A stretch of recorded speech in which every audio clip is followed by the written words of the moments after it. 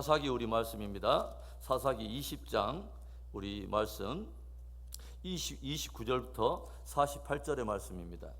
이스라엘이 기브와 주위에 군사를 매복하니라. 이스라엘 자손이 셋째 날에 베냐민 자손을 치러 올라가서 전과 같이 기브아에 맞서 전열을 갖추매 베냐민 자손이 나와서 백성을 맞더니 꾀임에 빠져 성읍을 떠났더라. 그들이 큰 길 곧 한쪽은 베델로 올라가는 길이요 한쪽은 기브아에 둘러 가는 길에서 백성을 쳐서 전과 같이 이스라엘 사람 30명가량을 죽이기 시작하며 베냐민 자손이 스스로 이르기를 이들이 처음과 같이 우리 앞에서 패한다 하나 이스라엘 자손은 이르기를 우리가 도망하여 그들을 성읍에서 큰 길로 꿰어내자 하고 이스라엘 사람이 모두 그들의 초소에서 일어나 바알다말에서 전열을 갖추었고 이스라엘의 복병은 그 장소 곧 기브아 초장에서 쏟아져 나왔더라.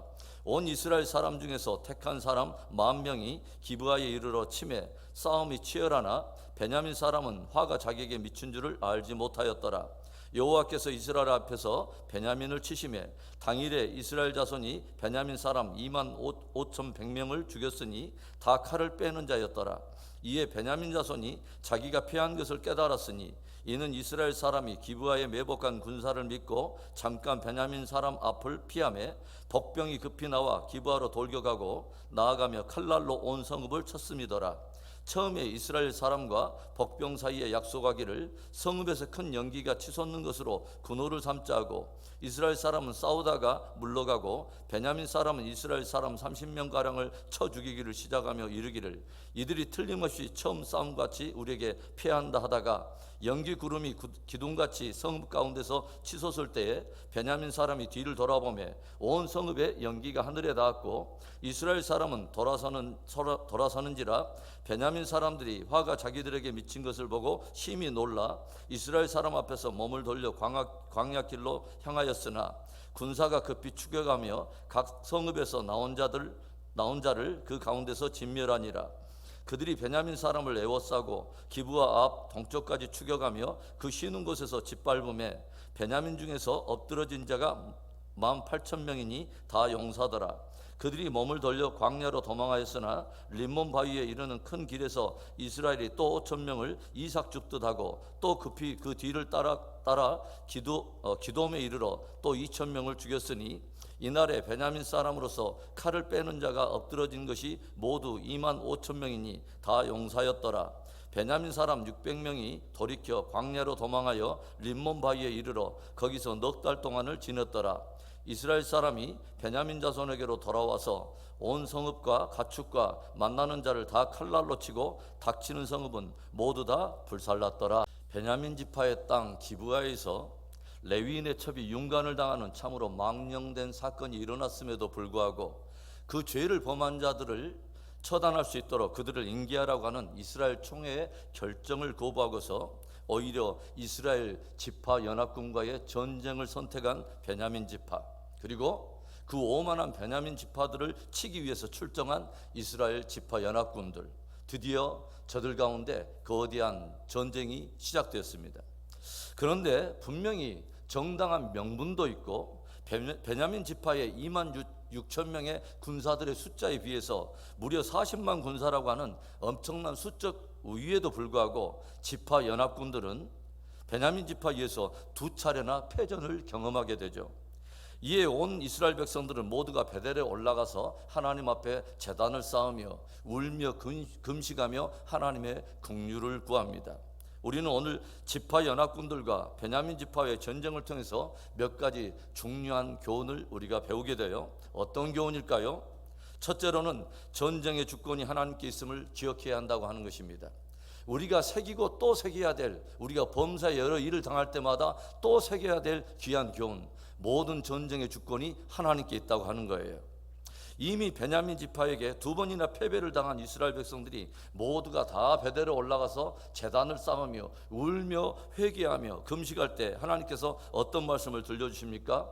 내일은 내가 저들을 너희의 손에 넘겨주리라. 내일은 내가 저들을 너희의 손에 넘겨주리라 약속을 하세요.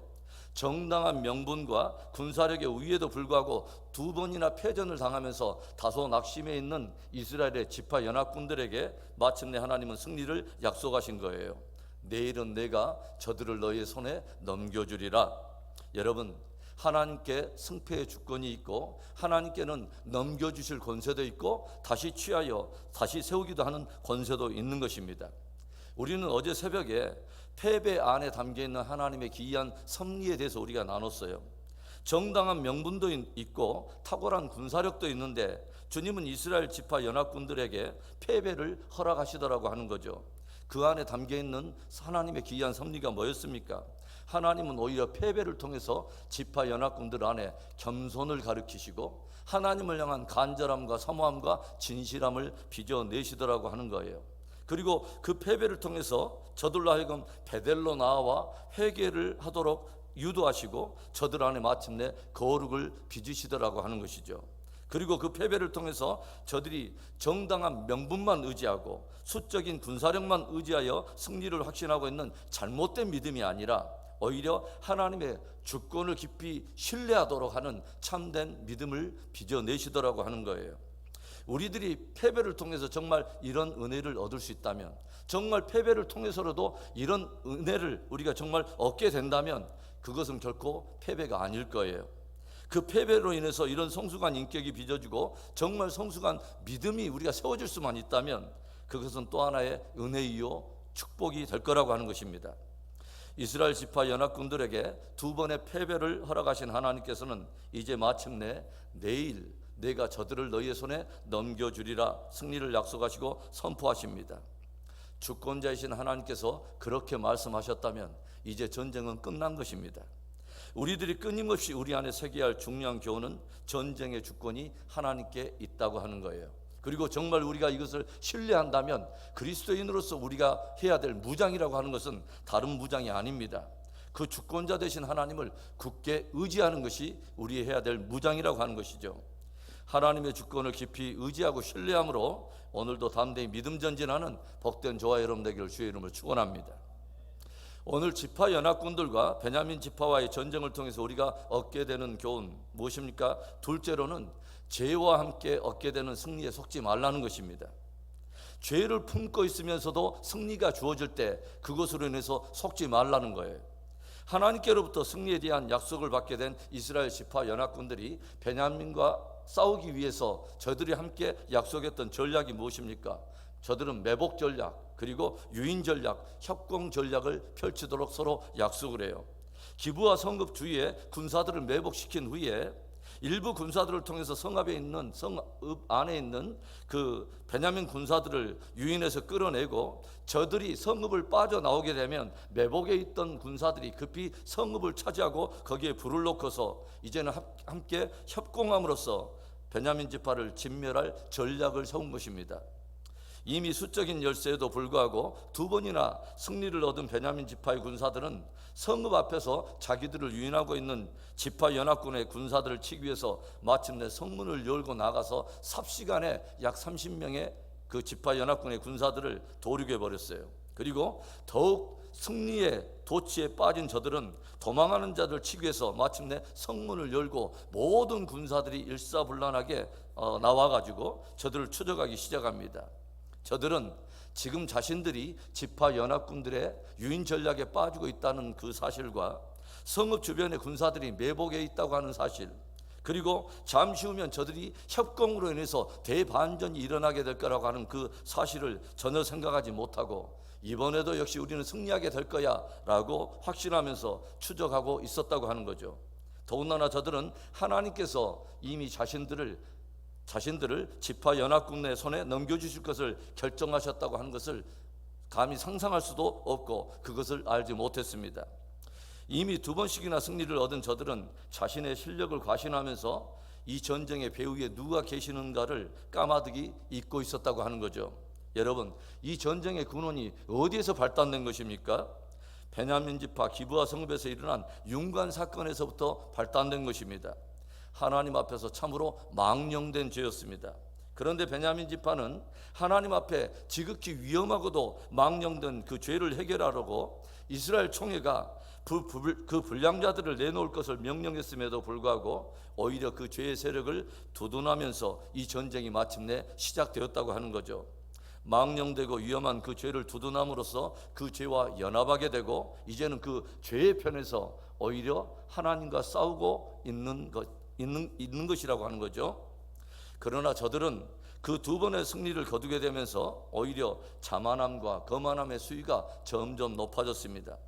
계속되는 승리가 오히려 베냐민 사람들에게는 죄에 대한 회개의 어떤 그 감각을 무디게 하는 하나의 독이 되었다고 하는 것이죠. 저들이 거둔 두 번의 승리는 사실 결코 승리가 아니었습니다. 죄와 함께 얻게 되는 승리에 속아서는 안 되는 것입니다. 그 죄에 대한 징계와 심판을 결국은 하나님이 하시는 것을 우리가 말씀을 통해서 보게 되죠. 35절의 말씀, 여호와께서 이스라엘 앞에서 베냐민을 치심해 당일에 이스라엘 자손이 베냐민 사람 25,100명을 죽였으니 다 칼을 빼는 자였더라. 이스라엘 자손이 베냐민 사람 25,000명을 죽였는데 35절 전반부에 뭐라고 기록되어 있냐면 여호와께서 이스라엘 앞에서 베냐민을 치심해. 누가 쳐요? 여호와께서, 하나님이 치신다고 하는 거죠. 하나님께서 이스라엘 자손을 도구 삼아서 베냐민 지파를 지금 징계하신다고 하는 것입니다. 왜일까요? 저들의 죄 때문입니다. 여러분, 죄와 함께 얻게 되는 승리에 속지 말기를 바랍니다.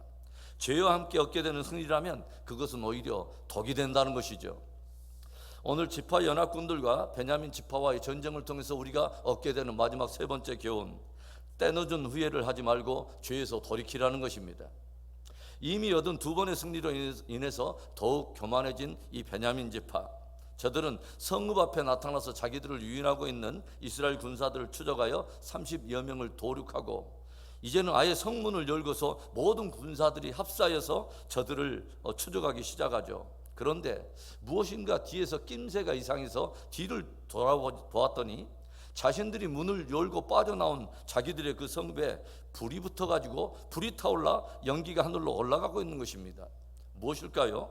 성읍 가까이에 매복에 있던 이스라엘 군사들이 이제는 베냐민 군사들이 다 빠져나간 그 빈 성읍을 차지해서 그 성읍에다 불을 놓은 것이죠. 지파 연합군들은 저들이 함께 싸우기 전에 성읍에서 연기가 피어오르거든 도망하던 군사들도 다시 돌이켜서 베냐민 군사들을 이제 중간에 놓고 함께 협공하여서 진멸할 것을 미리 짜놓은 것이죠. 그래서 이제 협공에 쌓여있는 베냐민 지파는 추풍에 낙엽이 떨어지듯이 이제 서서히 쓰러지기 시작합니다. 41절과 42절의 말씀, 이스라엘 사람은 돌아서는지라 베냐민 사람들이 화가 자기들에게 미친 것을 보고 심히 놀라 이스라엘 사람 앞에서 몸을 돌려 광야길로 향하였으나 군사가 급히 추격하며 각 성읍에서 나온 자를 그 가운데서 진멸하니라.